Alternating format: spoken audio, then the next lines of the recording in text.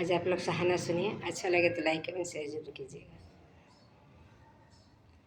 खेले खेले कौशल्या के गोदे रामचंद्र दुल्हा बने।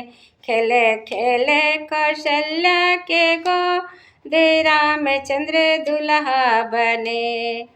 राम के सिरे मौरी भल शोभे, राम के सिर मौरी भला शोभे।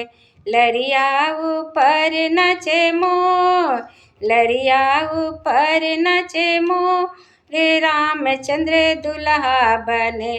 खेले खेले कौशल्या के गोदे रामचंद्र दुल्हा बने। राम के अंग जोड़ा भला शोभे, राम के अंग जोड़ा भला शोभे।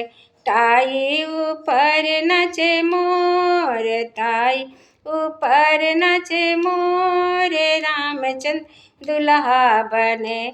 खेले खेले कौशल्या के गोदे रामचंद्र दुल्हा बने। खेले खेले कौशल्या के गोदे रामचंद्र दुल्हा बने। राम के संग लाढ़ो भला शोभे, राम के संग लाढ़ो भला शोभे। सूरत ऊपर नचे मोर, सूरत ऊपर नचे मोर, रामचंद्र दुल्हा बने। खेले खेले कौशल्या के गोदे रामचंद्र दुल्हा बने। खेले खेले कौशल्या के गोदे रामचंद्र दुल्हा बने।